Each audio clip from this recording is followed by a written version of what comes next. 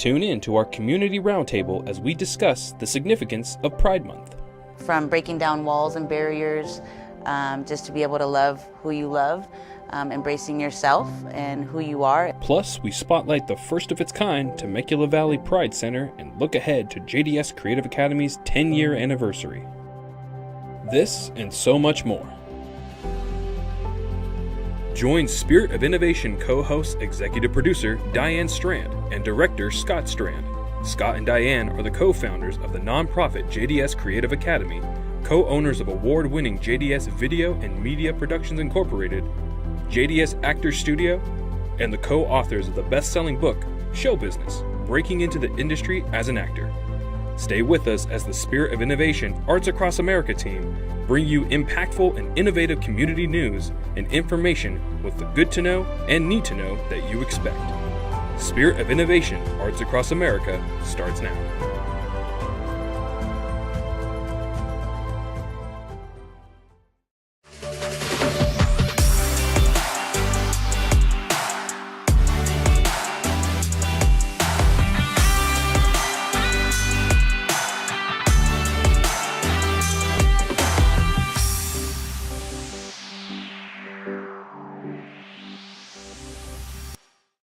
Welcome to June's Spirit of Innovation Arts Across America. There's so much to celebrate in June. Juneteenth, Father's Day, and the start of summer. June is a fun month to dive into, and we have an exciting show scheduled for you guys. And not only is June all the things Diane just talked about, it also is Pride Month. We have several wonderful segments highlighting what Pride is all about, and we also look at some of the challenges the community faces.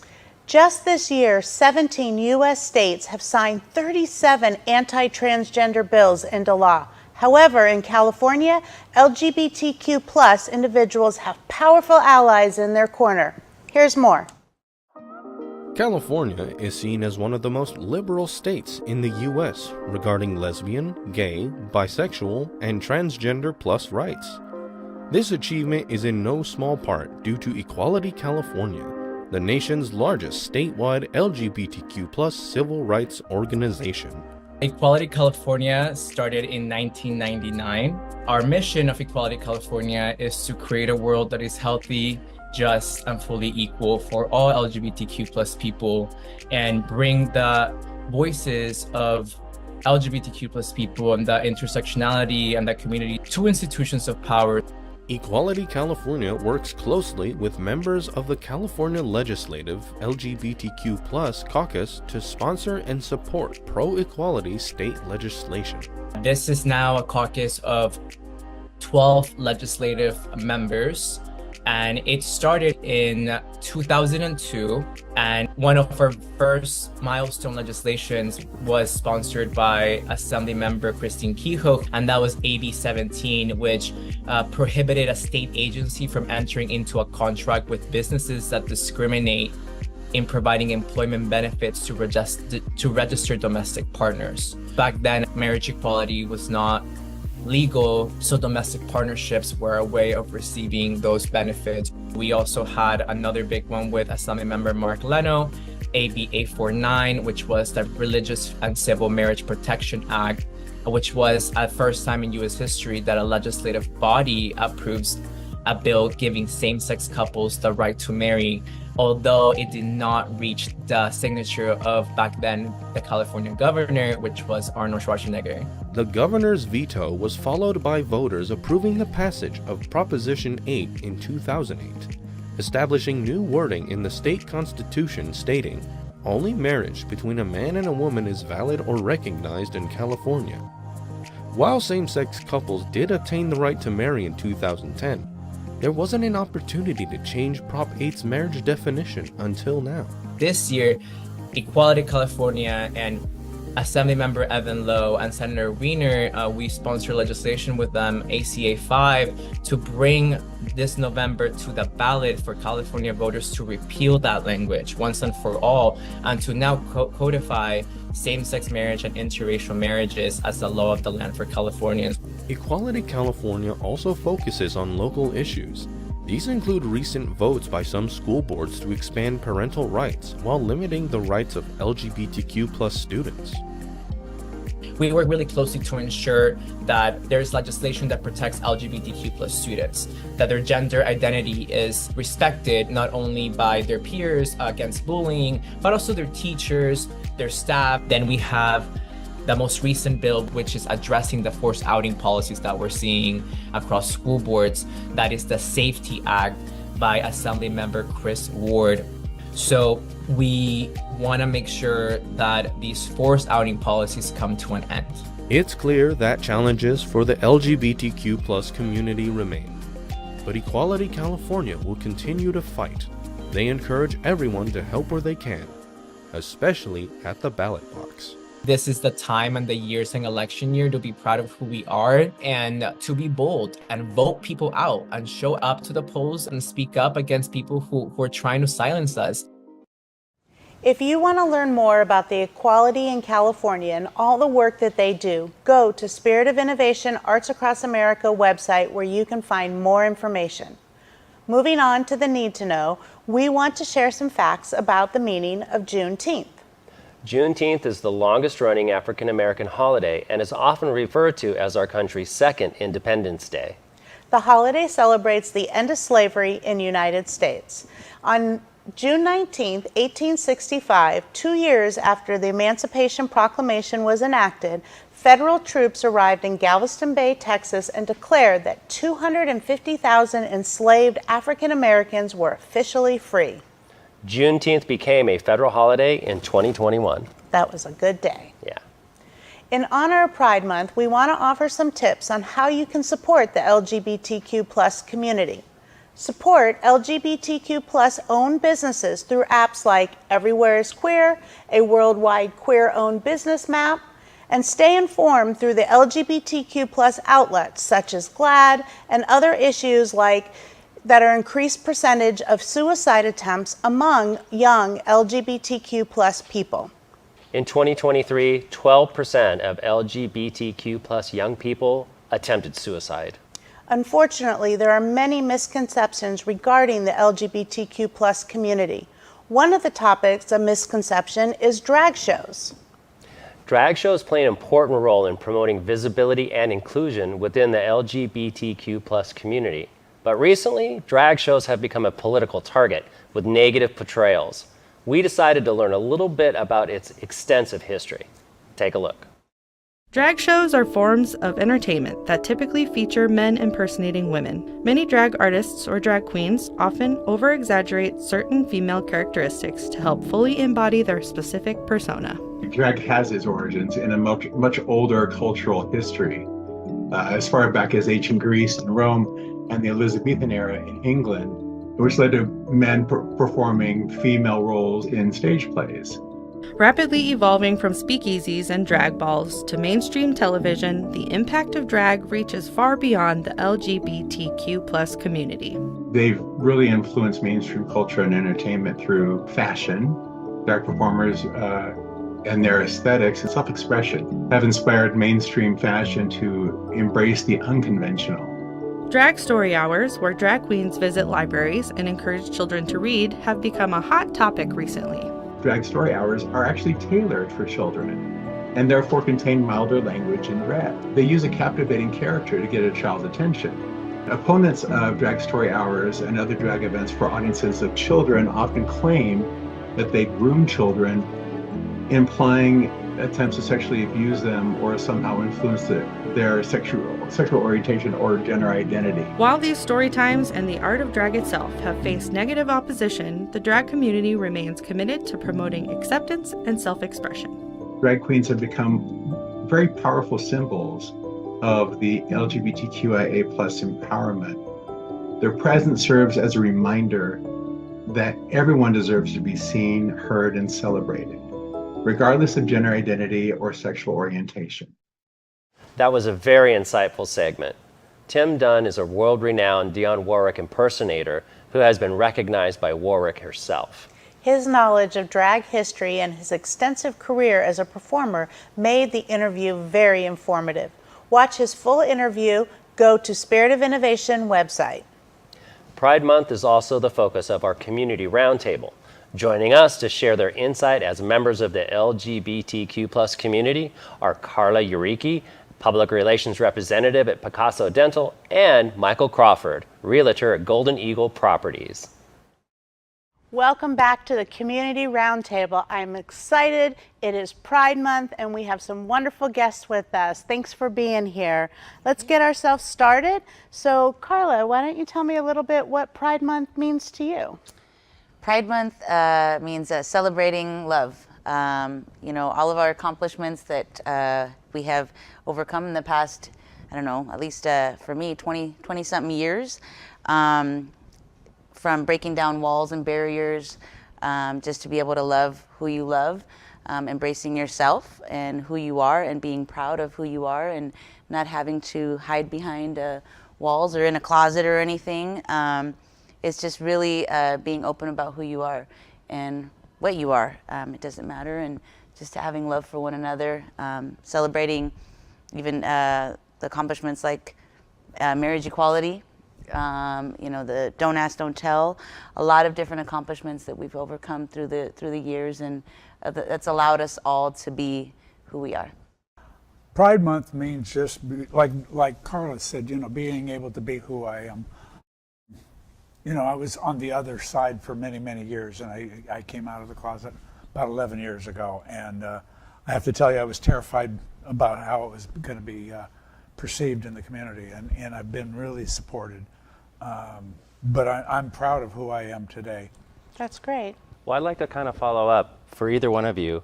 Where did you find that courage when you knew who you were before, but what brought you to the moment that you said, I have a courage and I'm going to come out now? It was interesting.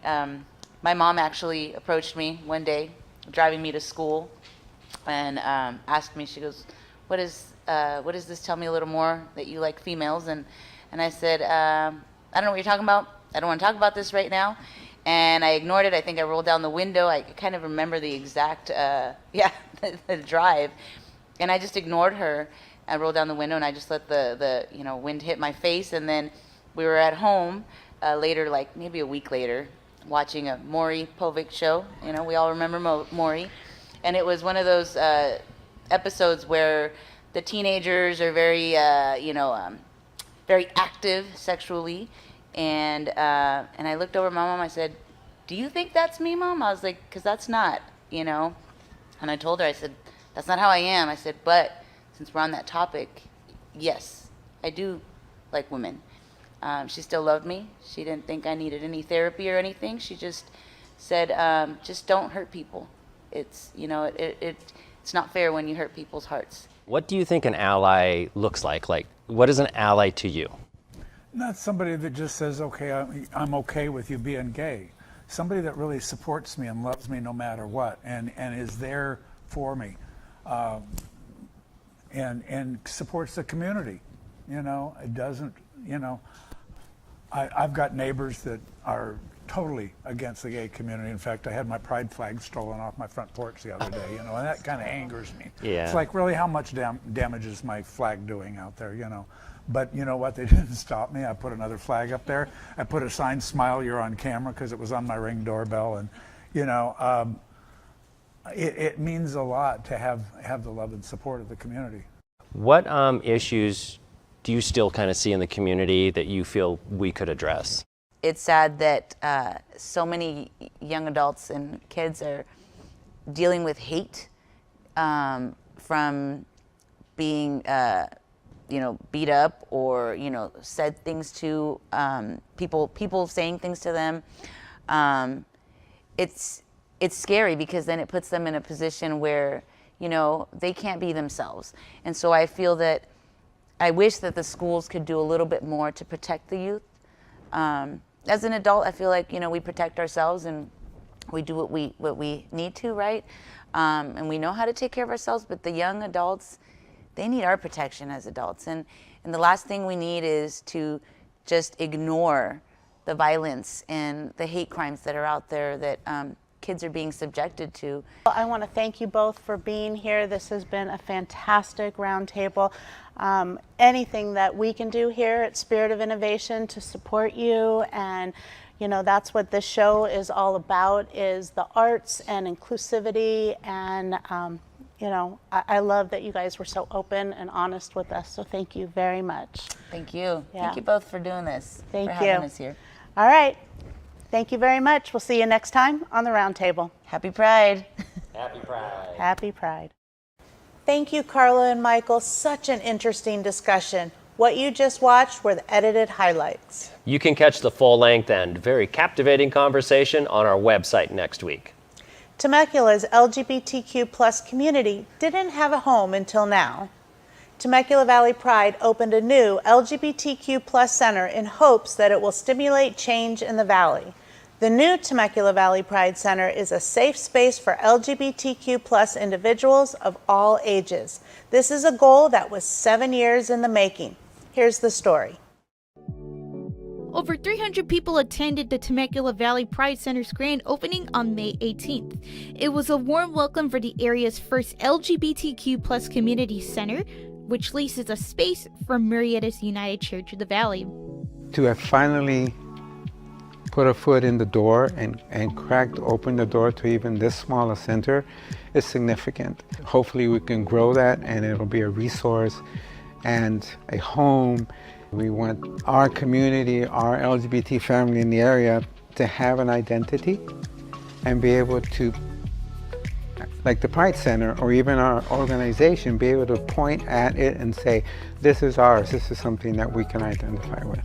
7 years ago, the lack of representation turned a wishful conversation between friends into the creation of the Temecula Valley Pride organization. Our comment was always, somebody should. No, really, somebody should start something. We looked at each other and we thought, maybe it should be us that start something. We went from there to starting a Facebook page. Someone volunteered to build a website for us and host it, and we created a board, and it just kind of snowballed from there, and things just fell into place. Over the years, Temecula Valley Pride members have found fun and creative ways to socialize and become involved in the community. We do movie nights. Bowling has been another fun event that we've done. Our monthly coffee gathering, always a great audience, you never know. Sometimes it's 3 or 4 people, sometimes it's 30 or 40. Not only that, but we do heavily participate within the local high schools as well as the college GSAs and be an advocate and a resource for them for student demonstrations, protests, and education. Now with the new accepting space, Temecula Valley Pride can expand its services to incorporate health and other advocacy resources. We've talked about having yoga classes. We've talked about having maybe a testing unit come down and do HIV testing, do STD testing. So there's so many things that we want to put into this center as small and as baby steps as we are at right now. In terms of Temecula Valley Pride and everything that comes in the future, I'm excited to see the change. I do see growth in the future, and we see extended participation as we continue to make a name for ourselves in the region. So to me, that's exciting. That's the reason why we do what we do, is really about getting the opportunity to create a safe space for our community. Temecula Valley Pride's grand opening was a huge success. They had over 300 attendees come out and show their support. We're excited to see what they do in the future. Next up, we have our SOI team members Tyler Perrone and Brian Wong with the Good to Know community information. Here are Good to Know community happenings in June. Looking to become one with nature, Rivco Parks is partnering with local libraries to introduce the Rivco Parks Library Pass. This program offers free admission to Rivco Parks, plus access to special events and other programs. The program's goal is to provide greater inclusion and access to the outdoors. Check out a pass where you check out your books at select Riverside County libraries. In honor of Pride Month, the LGBTQ+ History and Archives of the Desert is displaying their collection at the Wellwood Murray Memorial Library in Palm Springs. This community-based archives documents and preserves the history of the LGBTQ community in Palm Springs and the Coachella Valley. The exhibit runs through June 30th. The Inland Empire Prism Collective is also doing big things for Pride Month. Their IE LGBTQ+ Conference 2024 provides insightful discussions, engaging workshops, and networking opportunities. The event will be held at the Norman F. Feldheim Public Library in San Bernardino on July 20th. Looking for something fun to do this 4th of July? In Old Town Temecula, the 4th of July extravaganza will feature festivities, including a parade, live music, food vendors, and more. The all-day event will conclude with a fireworks show at Ronald Reagan Sports Park at 9 p.m. No one could have guessed that when a conservative politician met a transgender barber, they would have become not just friends, but co-authors. Team member Aaron Porras has more.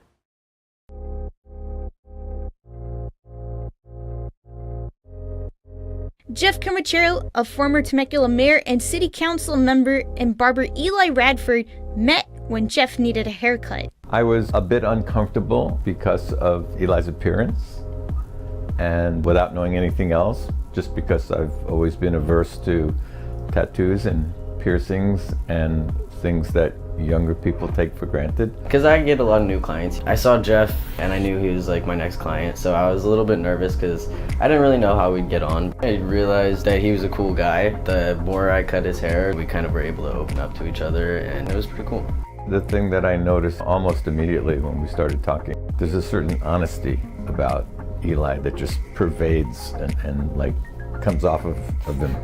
And it's very appealing. You know, you don't see that in too many people, especially people who we may view as a little bit different. As Jeff and Eli's friendship grew, they realized that if their perceptions can change, other people can too.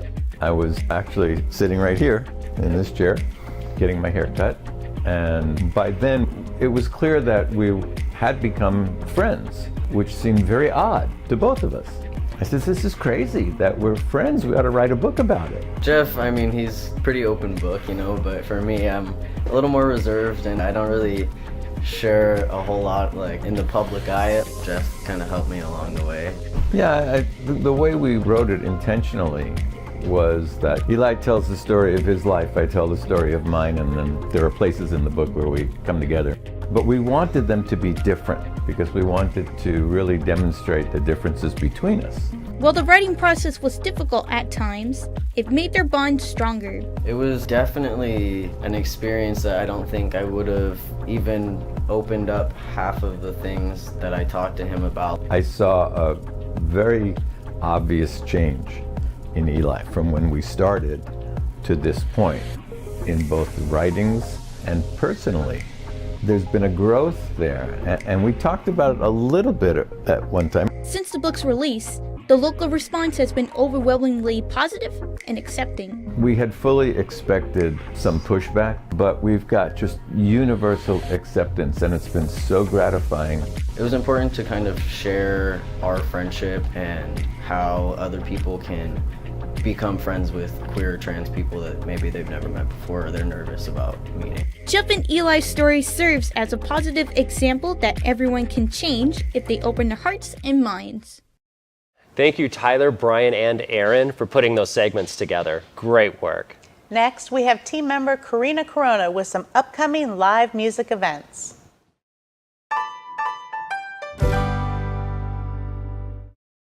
Hi, welcome to Karina's Corner. I'm excited to share some great and fun summer music events happening in Riverside County. In Temecula, enjoy a night of rock music with the Why Not tribute to Rush at Mount Palomar Winery on July 13th. Don't miss country artist Miranda Lambert performing at Yamava Casino on July 21st at 8 p.m. Come to Fairmount Park in Riverside for a free 24-karat magic Bruno Mars tribute on July 24th from 6 to 9 p.m. There's lots of great summer concerts to look forward to. Back to you, Scott and Diane. Thank you, Karina. Excellent job as always. They do some really great work. They work really hard at it, and you can tell. They do. The training, and now they're excelling into internships. So proud. Before we wrap this episode, we want to share some exciting news. August, we will be celebrating JDS Creative Academy's 10-year anniversary. Can you believe it? I can. It's been a fantastic 10 years. It really has been. And we're thankful to have been able to accomplish so much. Yes, it's been a good decade. Come on a journey with us as we celebrate the milestone and take a look back at the last 10 years. JDS Creative Academy is a vision 10 years in the making. Scott and Diane Strand officially kicked off the nonprofit with a red carpet event on August 8th, 2014. Since then, they've kept their foot on the gas.